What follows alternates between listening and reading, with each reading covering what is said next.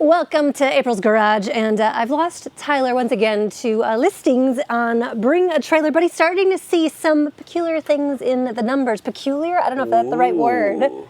Well, it's interesting. It is very, very interesting. Interesting, yes. It's like you're looking at a magical 8-ball instead of an 8-ball. It's Bring a Trailer website. Well, I just decided to look at Ferrari versus Lamborghini and this new, different, picky market. Yes. And how they're doing versus cars that had sold a few years earlier. So I'm looking at alumni listings again. And Bring a Trailer makes it very easy because every single car that's sold on their site before has an alumni badge on it and then shows exactly what it sold for. And That's I was wondering, cool. you know, things have softened quite a bit, so a lot of cars have gone down in value in the last couple of years. But I was curious when it came to collectible Ferraris and Lamborghinis, if either of them were doing any better. And it's actually, one is doing a lot better. Yes. That's very interesting, and it's cool that this Bring a Trailer has all the statistics written up for you. We kind of sound like we're doing an ad for Bring a Trailer, which we're not. They just laid their website out. I don't know if really they like me all that much because,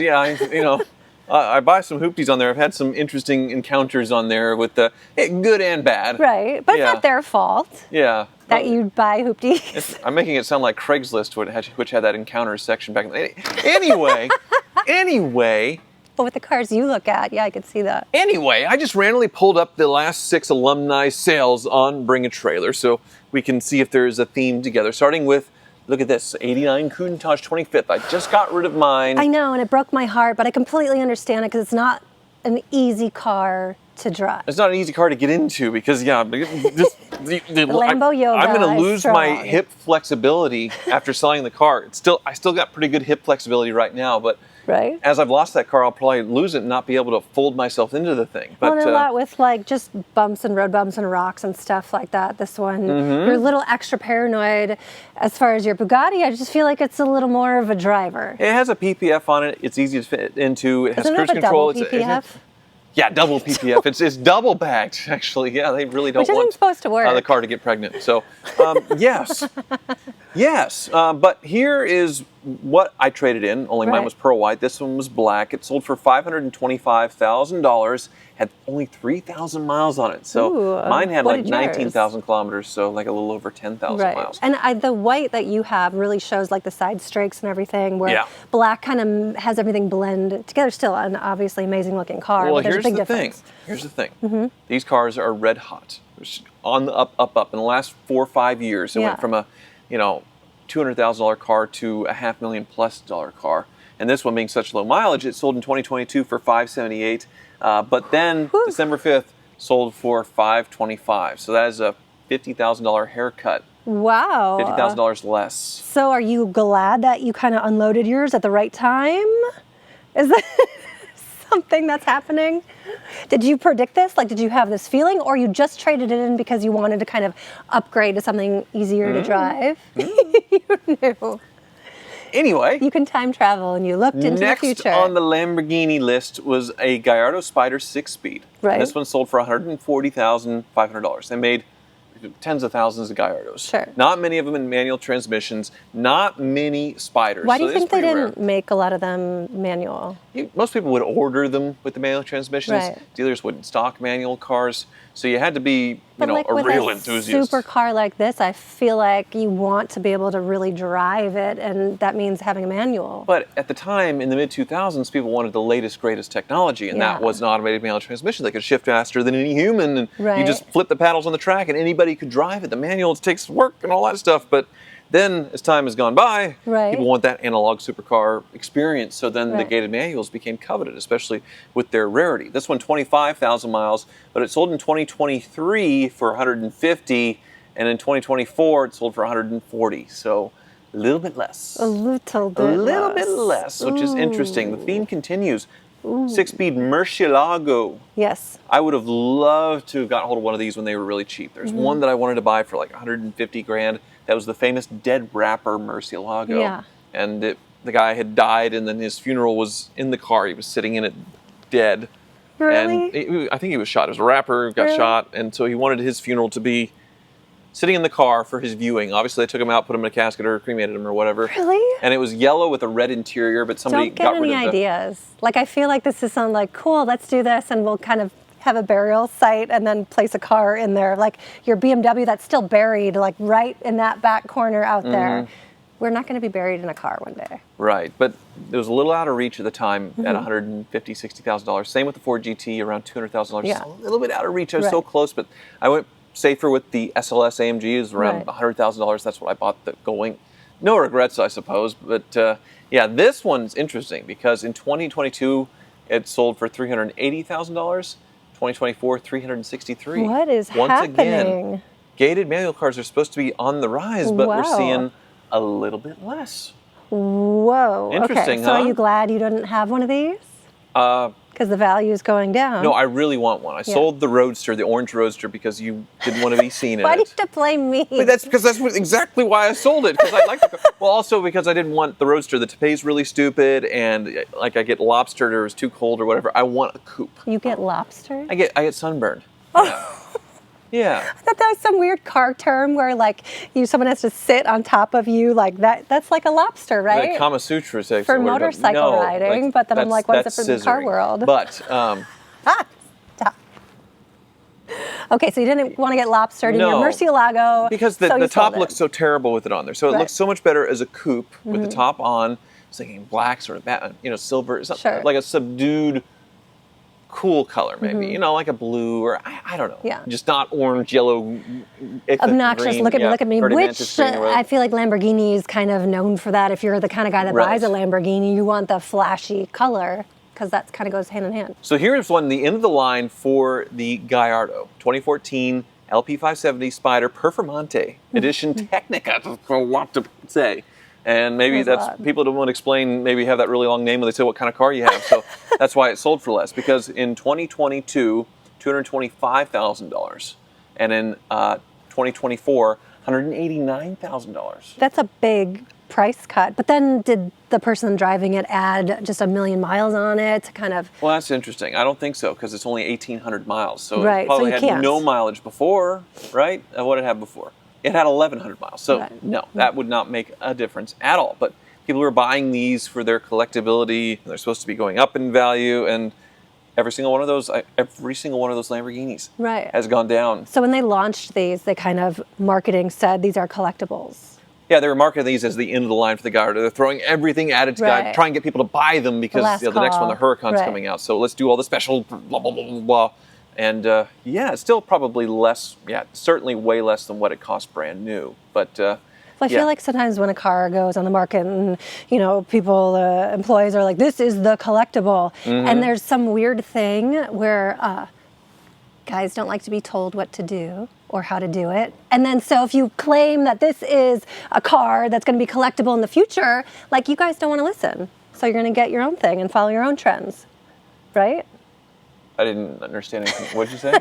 Anyway, so last Lamborghini, another Spider 6-speed manual. This one, an older one, 2007, and the color where you would want to be seen in, I suppose. Yeah, in the car. Mean, it's a perfectly great Lamborghini color. That's what you think of when you think of Lamborghini. This one didn't sell though. It was bid to $70,000 in July 2024, but sold in 2018, so a long time ago for $95,000. Okay, so what's the deal with Lamborghini? What's going on? These are all supposed to be cars that are going up in value. And I just went through every single one that had an alumni badge on it, and they were all lower. So not a collectible investment, all that stuff. What's your prediction? Like, is there something that's happening? Like, you could say with Jaguar and their new marketing scheme and the values.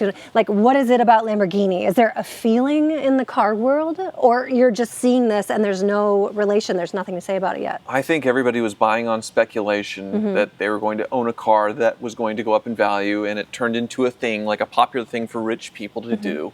And it just pumped up the value of every single car that seemed special. And the thing is, the cars are like art. Everybody can talk about how any work of art, any doodle on a napkin special, or they sell a banana taped to a wall for $1 billion to an idiot. That's amazing. Yeah, it's the same thing here, where people who want to enjoy and drive their cars, I guess I was that kind of person, and now I have all this stuff that I hoarded. But I buy the cars mostly to drive and enjoy and make videos hoarder. about. You're a hoopty car hoarder. Right. So it's interesting. We're seeing some cracks in the armor here when it comes to, the collectibility as far as investment of these. So, right, but there's something on the other side with Ferrari, you're saying. Ferrari, I was surprised. Yeah, it is a little bit different. So you go to a 2006 612 Scaglietti, not the most desirable Ferrari in the world. I'm just pulling up the last 5 or 6 of the last 6 months that have sold their alumni cars. And this one is 30,000 miles, so it has higher mileage in the Ferrari world, but it's a big blobby 2+2 that people didn't like for a long time, and still really don't like. It's a big blobby car. I don't know. You don't like this kind of styling, right? I mean, I like bubbly type cars, but when they turn into kind of the crossovers and SUVs, they always come across as like a girly type of style, which is fine. Girls are great. I love girls, but it's just not my thing. I'm more into the boxy look. Well, this one has sold 3 times the Bring a Trailer. In 2022 for 75, in 2023 for 70, and now in 2024, December 16th for $66,000. So what's happening? Yeah, it's just $5,000 hit every time. So we'll list again for 25. It'll sell for 60.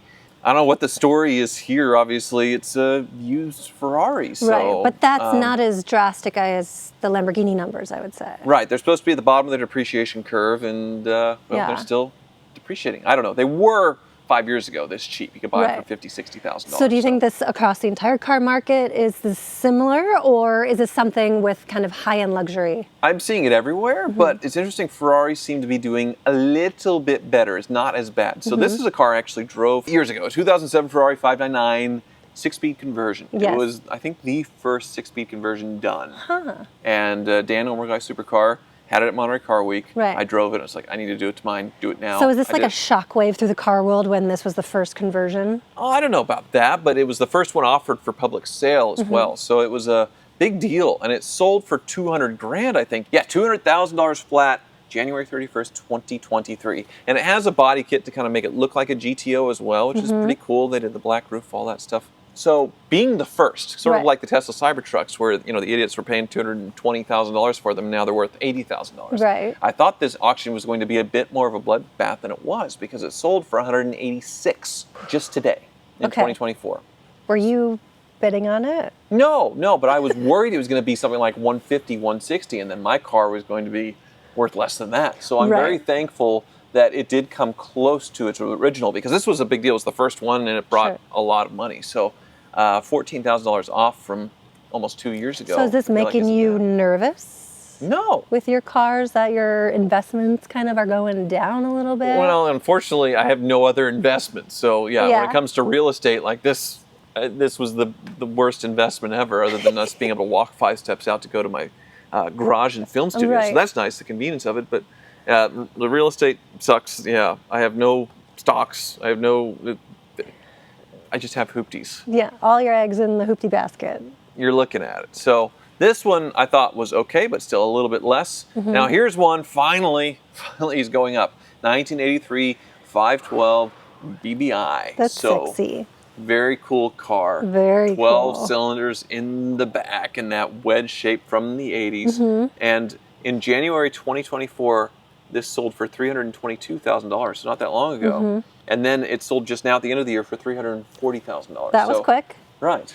And of course, there's always little things that, 2 guys or 2 people that are bidding that really, really want it, random things that could drive up the price.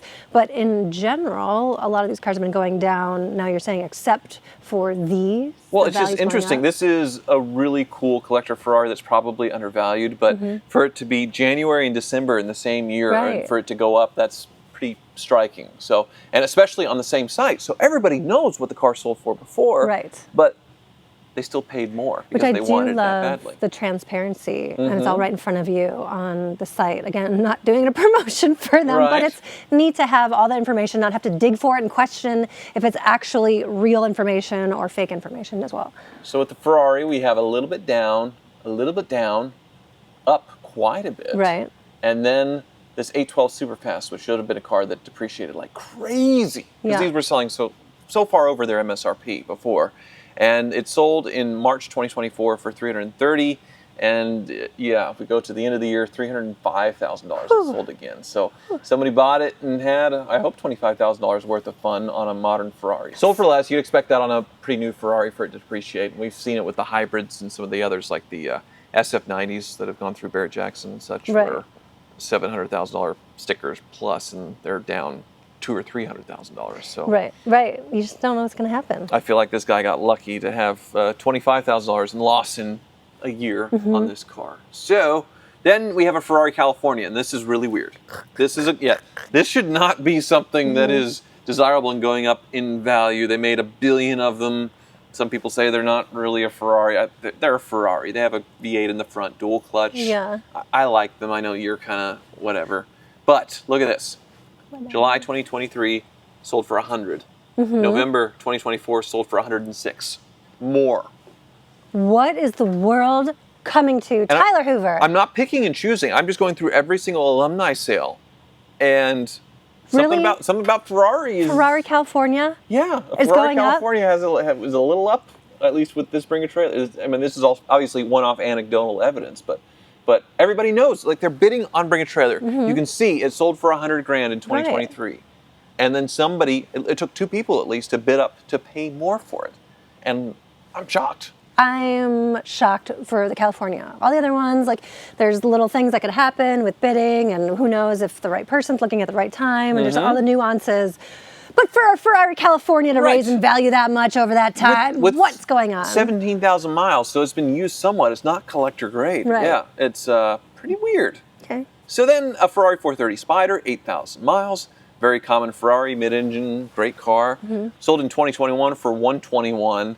And then in November 2024, so 3 years later, for 110. So down a little bit. But it's not bad over a 3-year time span. But this is supposed to be at the bottom of its depreciation. This is when it's supposed to be going back up, and it didn't. So do you think there's something about the time frame where right now, because you're looking at a lot of cars that have sold in the past month or two, people are nervous right now as far as putting money into cars with the transition of the presidency and inflation? Is there something to do with that? It seemed like after the election, the sort of constipation of people not buying cars just kind of just went. And finally things were doing well. I think people were pretty confident in the markets because of the election. The weirdest explanation, the constipation and explosion of car buying and selling. Right. It's the explosive diarrhea of car buying, exactly. So the last one of the Ferraris, 456 GT, I had one of these. People say it looks like a Ford Probe. I think it's beautiful. 6-speed manual. This one only 10,000 miles. It sold in 2020, which for car value purposes was a lifetime ago, for $87,000. Right. And then in July 2024, it got bid to 92 and didn't sell. It gets listed again in November, and it sells for $98,500. That's really interesting. Yeah. So was there a car on this list that you were the most shocked by, you would say? The gated Murcielago. Yeah. Because they're so rare. Right. It's supposed to be going to the moon, so to see a little is well, and do you think that could be like this new generations of people that are buying cars aren't into manuals as much because it's easier to drive automatic? Well, you're saying that my generation is getting old and starting to die out and not wanting to drive? Earlier than you. And the older guy, because I feel like hardcore guys and I don't even know, boomer and what's Generation X, is that I suppose, after millennial? Those guys really love manuals. They love feeling the road but now there's this new taste of cars aren't even cars anymore because they're all electric, they're easy to drive, they drive themselves. And so now the manuals are kind of going by the wayside. I think there's still plenty of guys that like to work their own sticks, just play with them all day long. I don't think that's going to change anytime soon.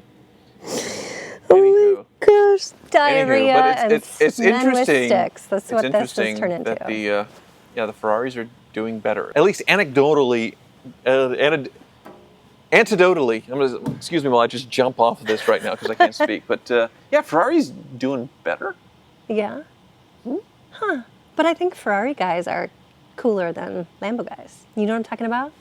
Like Lambo guys are you need to know that they drive Lambo. They're more show off, where Ferrari guys, they don't need to show it off. They don't need the Lambo belt and a chain, a low cut shirt with a chest hair coming out. There's a different, and so maybe that's playing into it too. I don't know what I'm talking about. Thanks so much for watching. There's douchebags on both sides. No way, Ferrari owners are not douchebags. Oh yeah. No way. Oh yeah.